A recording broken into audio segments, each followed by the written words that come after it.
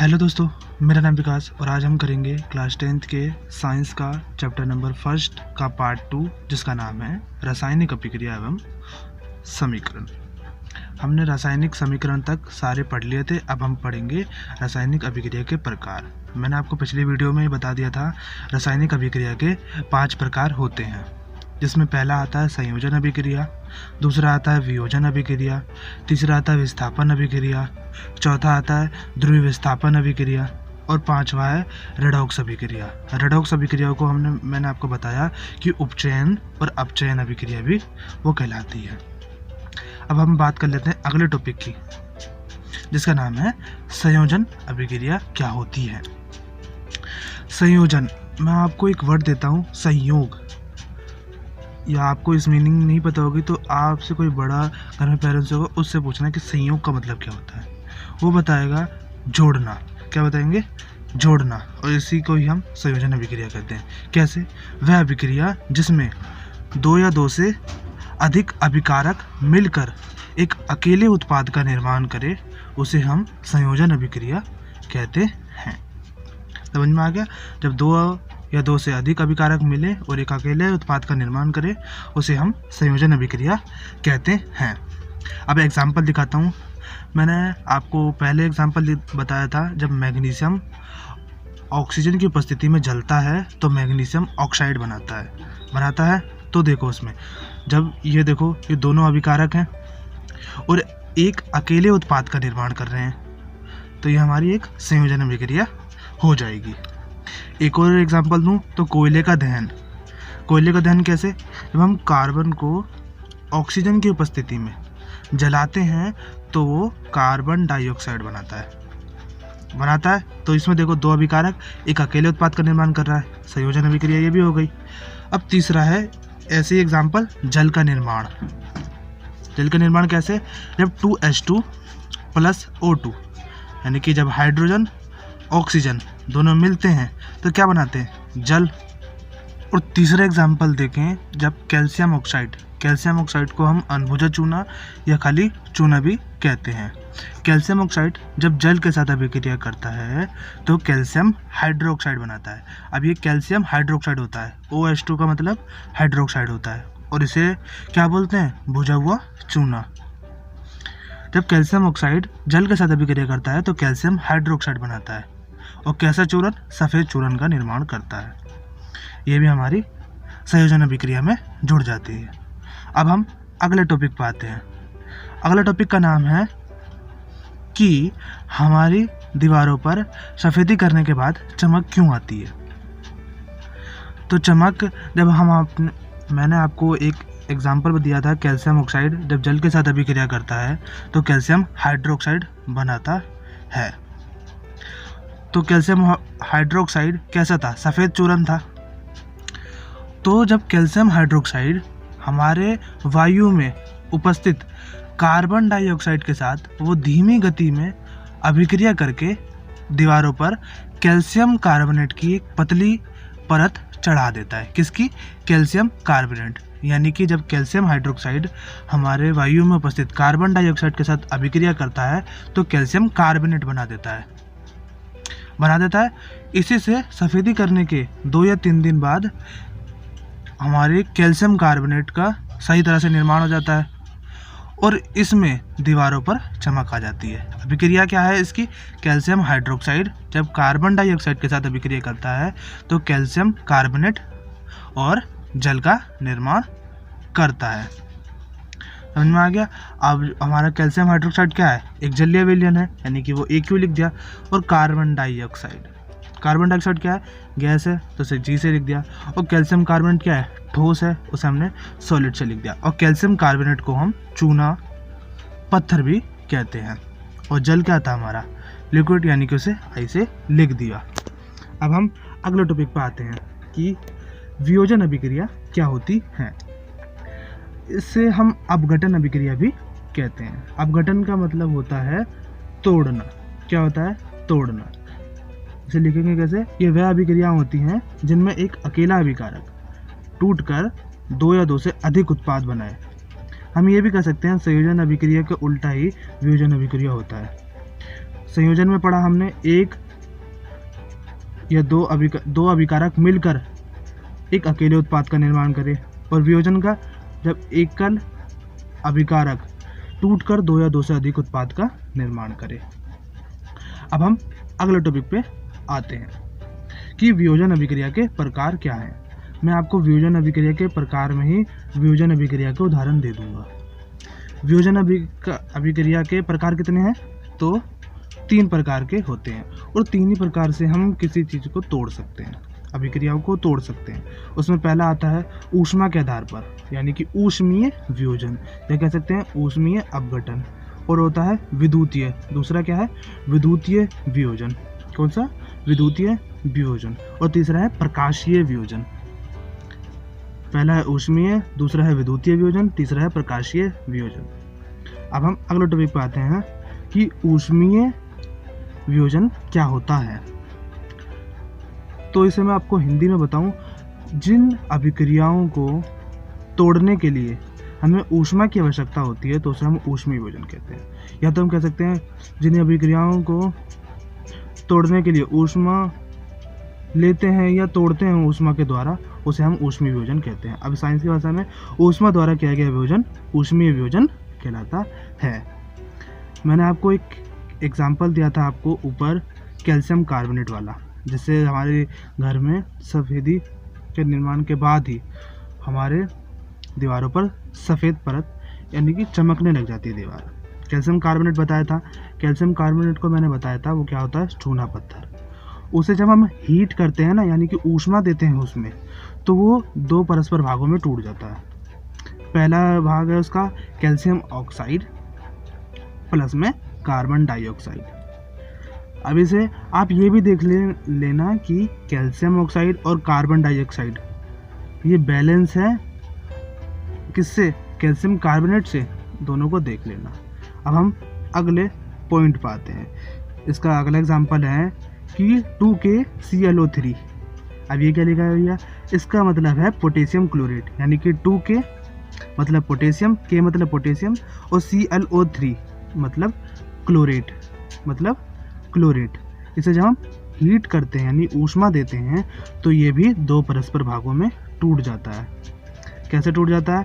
तो 2 potassium chlorate यानी कि 2 अणु मिलते हैं हमें पोटेशियम क्लोरेट के, प्लस में 3O2 यानी कि ऑक्सीजन के हमें 3 अणु मिलते हैं।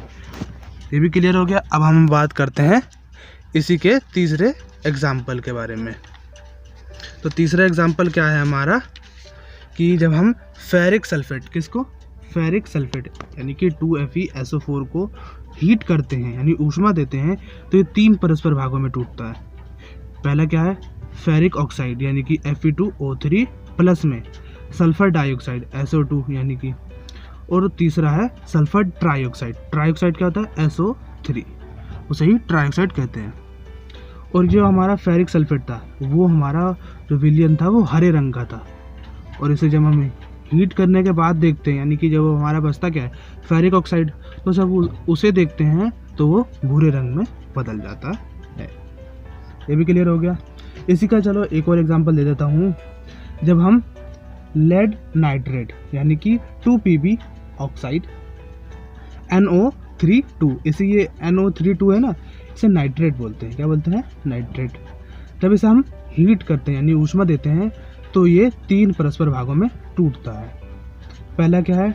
2 अणु देता है हमें लेड यानी कि Pb का मतलब lead oxide, 2 lead oxide plus में 4NO2 यानी कि 4 नाइट्रोजन ऑक्साइड प्लस में ऑक्सीजन। ये नाइट्रोजन ऑक्साइड सफ़ेद रंग के साथ हमें दिखता है, जलने के साथ जब जलता है ना ये, तो हमें सफ़ेद रंग का दिखता है। अब हम अगले टॉपिक पे आते हैं, विद्युतीय वियोजन क्या होता है। अब विद्युतीय वियोजन का मतलब हो गया जिन अभिक्रियाओं को तोड़ने के लिए हम विद्युत का प्रयोग करें उसे हम विद्युतीय वियोजन कहते हैं। अब इसे लिखेंगे ऐसे, विद्युत द्वारा किया गया वियोजन विद्युतीय वियोजन कहलाता है। अब विद्युत के द्वारा हम 2 अभिक्रियाओं को तोड़ेंगे, उसे आप ध्यान से देखना। जब हम जल यानी कि 2H2O को विद्युत देते हैं यानी कि विद्युत 2H2O को जब हम विद्युत प्रभावित करते हैं तो ये 2 परस्पर भागों में टूट जाता है।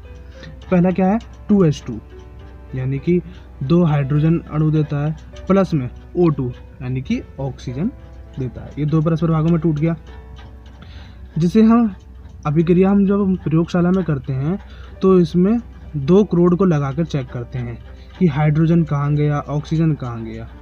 तो 2 क्रोड होती हैं, एनोड और कैथोड।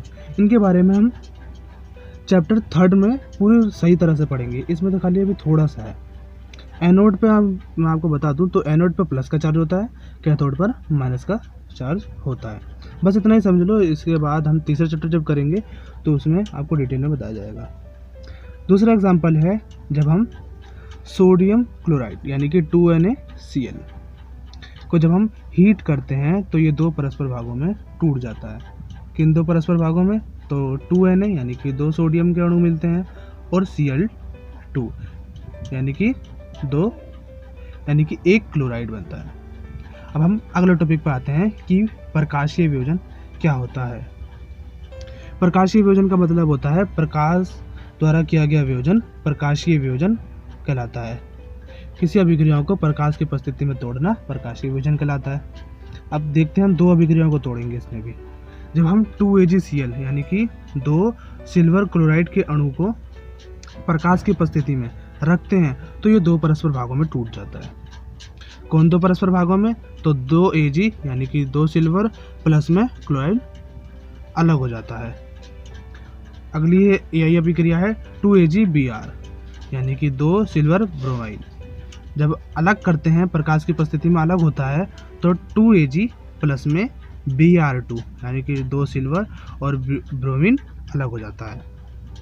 और जब ये जलता है ना प्रकाश की उपस्थिति में तो ये धूसर रंग के साथ जलता है यानी कि वाइट रंग के साथ जलता है। और इसी ही अभिक्रियाओं को हम फोटोग्राफी में करते हैं। इसी अभिक्रियाओं का प्रयोग हम फोटोग्राफी में करते हैं यानी कि श्वेत एंड काली फोटोग्राफी में इस अभिक्रिया का हम प्रयोग करते हैं।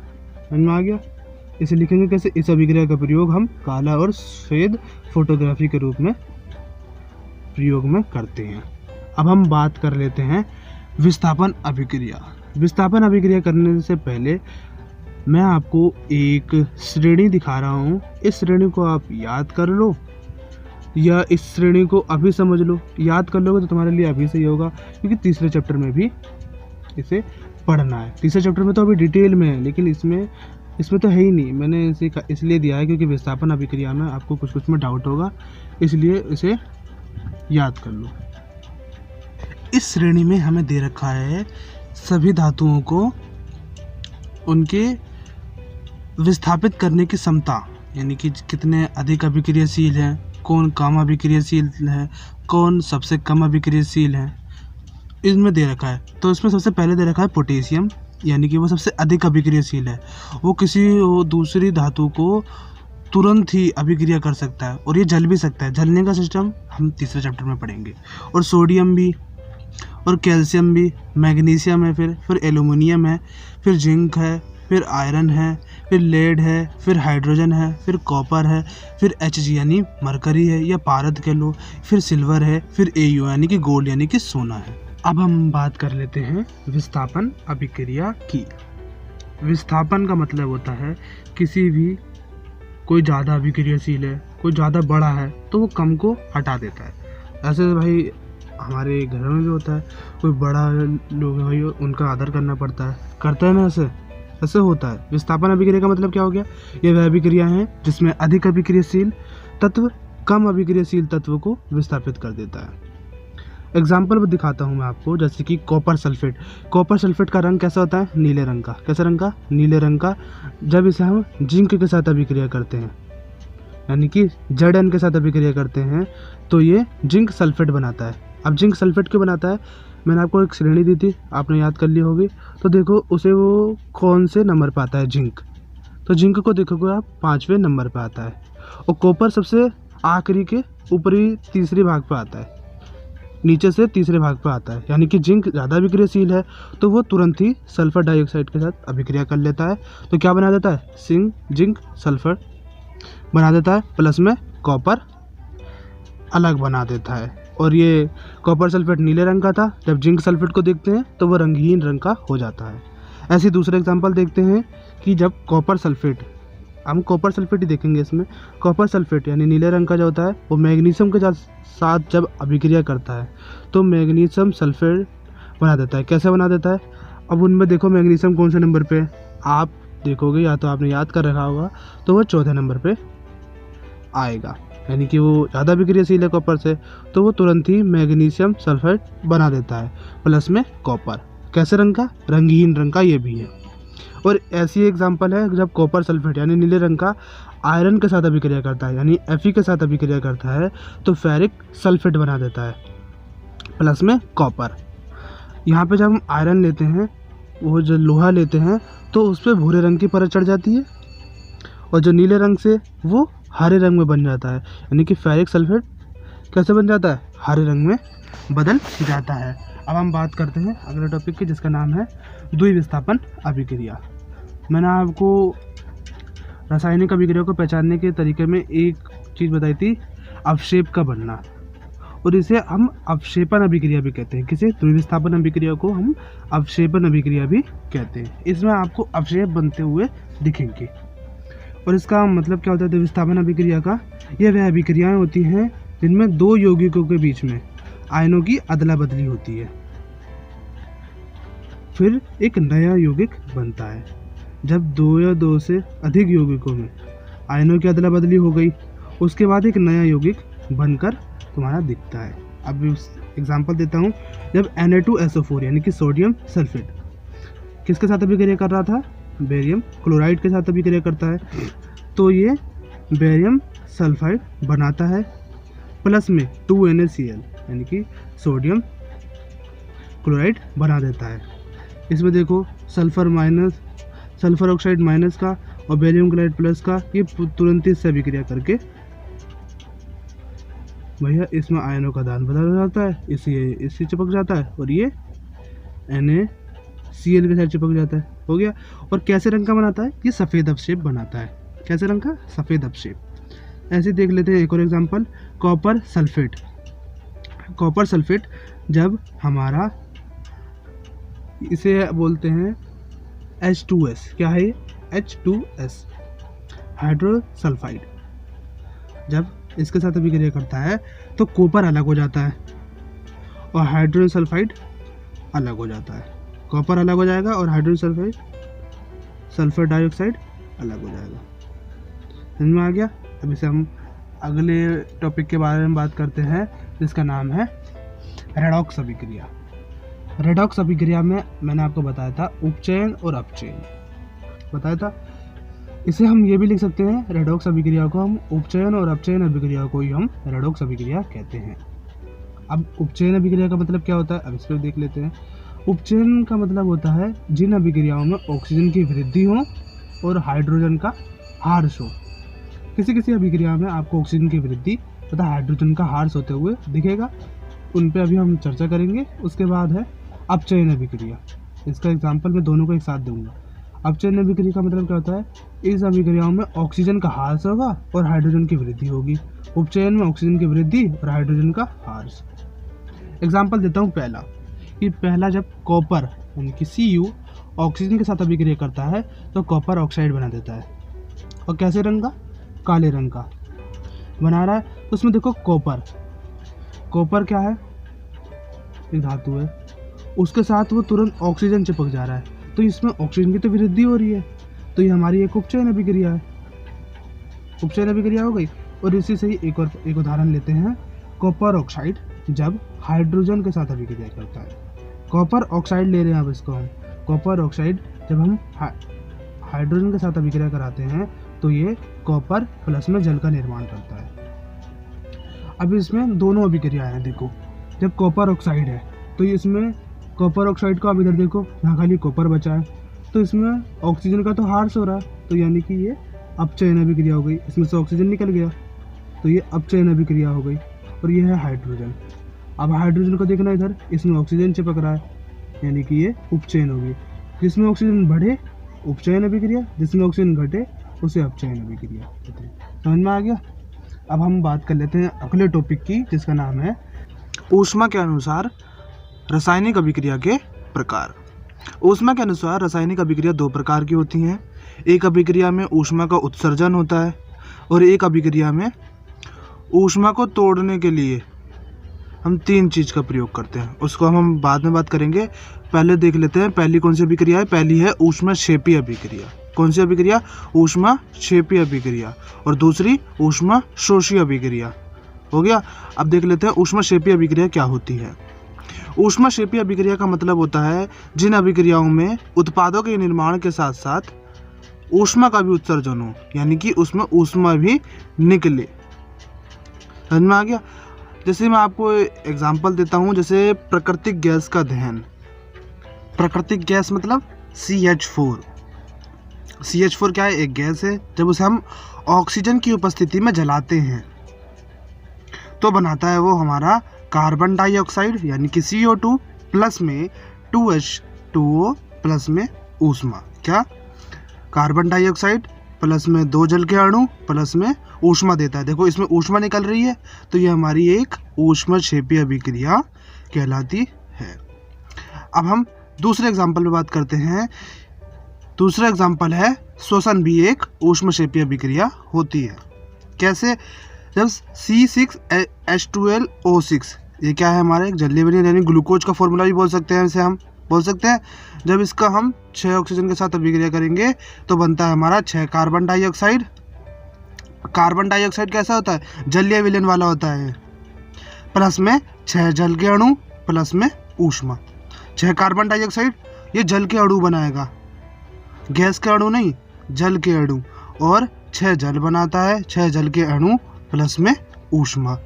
ये हो गया हमारा ऊष्माक्षेपी अभिक्रिया। अब हम अगली अभिक्रिया देखते हैं जिसका नाम है ऊष्माशोषी अभिक्रिया।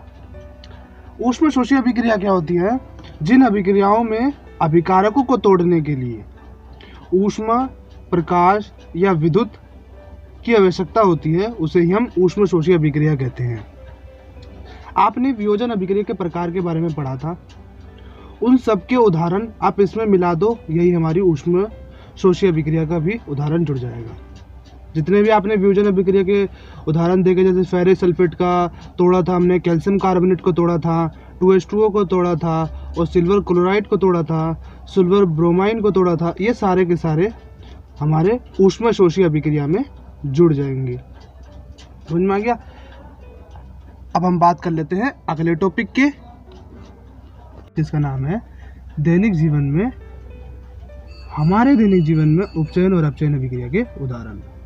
तो दो उदाहरण है, पहला संचारण और दूसरा है विकृत गांधिता। इन दोनों के बारे में हम भी डिटेल में पढ़ेंगे। अब बात कर लेते हैं अगला टॉपिक जिसका नाम है संचारण क्या होता है। आपने लोहे पर जंग लगते हुए देखा होगा और चांदी पर काले रंग की परत चढ़ती होगी, उसी को हम संचारण कहते हैं। कैसे? जब कोई सी भी धातु नमी या जल या वायु या अम्ल के संपर्क में आती है तो उस पर एक परत चढ़ जाती है जो उसे कमजोर करती रहती है। समझ में आ गया? जब कोई धातु नमी, जल, वायु या अम्ल के संपर्क में आती है तो उस पर एक परत चढ़ जाती है जो उसे कमजोर करती रहती है, उसे ही हम संचारण कहते हैं। एग्जाम्पल दे दिया मैंने आपको, जैसे लोहे पर भूरे रंग की परत चढ़ जाती है, देखा होगा जंग लग जाती है जैसे हम कहते हैं, और चांदी पर काले रंग की परत चढ़ जाती है। और आप कार्बन पर देखोगे तो कार्बन डाइऑक्साइड पे हरे रंग की परत चढ़ जाएगी कार्बन पे। और ऐसे ही अनेक एग्जाम्पल है ये, लेकिन हमारा तीसरे चैप्टर में है डिटेल में। इसका हमारा तीसरे चैप्टर में खाली इसमें एक टॉपिक दिए रखा है, उपचयन अभिक्रिया का उदाहरण संचारण है, बस इतना ही है, लेकिन तीसरे चैप्टर में ये डिटेल में बताया है। अब अगला टॉपिक है विकृत गांधिता। अब आप देखते होंगे जब समोसे को हम कुछ देर के लिए छोड़ देते हैं तो उस पर थोड़ी थोड़ी महक आने लग जाती है। या तो हम कह सकते हैं चिप्स ख़राब क्यों नहीं होते? चिप्स तो आलू के होते हैं, तेल से तके होते हैं, पले होते हैं, बनते हैं, जब उसमें हम देखते हैं तो भैया वो ख़राब नहीं होते। ना हमारी नमकीन ख़राब होती है जब पैकेट में पैक आती है, क्यों नहीं होती? उस पर हम अभी डिटेल करेंगे। विकृत गांधिता का मतलब होता है जब तेल या वसा, कोई सी भी तेल या वसा से बनी वस्तु जब वायु के संपर्क में आती है तो वह ऑक्सीकृत हो जाती है, यानी कि वो ऑक्सीजन से मिल जाती है। तेल या वसा की बनी वस्तु जब वायु के संपर्क में आती है तो वह ऑक्सीकृत हो जाती है, जिससे उसका स्वाद परिवर्तित हो जाता है, उसी हम विकृत गांधिता कहते हैं। उदाहरण मैंने आपको बता दिया कि जब समोसे पर महक आने लग जाती है और चिप्स हमारी ख़राब क्यों नहीं होती। अब ये वाला देख लेते हैं। चिप्स के अंदर आपने नाइट्रोजन गैस के बारे में पढ़ा होगा। नाइट्रोजन गैस उसके अंदर, चिप्स के अंदर और नमकीनों के पैकेट में डली रहती है, जिससे वो ख़राब नहीं होती। हमारा ये विकृत गांधिता भी अब ख़त्म हो गया। एक और पार्ट इसी में से आता है जिसका नाम है विकृत गांधिता को रोकने के उपाय। विकृत गांधिता को रोकने के लिए अनेक उपाय हैं और इसमें 4 उपाय दे रखे हैं कि भाई उसे ऑक्सीकरण से बचा कर रख सकते हैं, या वायुरोधी बर्तन में, वायुरोधी जिसमें हवा ना जाए, वायुरोधी बर्तन में या खाद्य सामग्री रखकर कर सकते हैं। और लास्ट, वायु के स्थान पर नाइट्रोजन गैस द्वारा रख सकते हैं, जैसे हमने चिप्स में करा, और शीतलन द्वारा ठंडा करके भी रख सकते हैं। इससे हम विकृत गांधिता से बच सकते हैं। इसी के साथ हमारा आज का चैप्टर ख़त्म हुआ, यानी कि पहला चैप्टर हमारा रासायनिक अभिक्रिया एवं समीकरण पूरा ख़त्म हो गया। अब हम नेक्स्ट क्लास में करेंगे टिक मार्क क्वेश्चन, या कह सकते हैं 1 नंबर वाले क्वेश्चन और रिक्त स्थान वाले क्वेश्चन। अब हम अगले क्लास में करेंगे। तब तक के लिए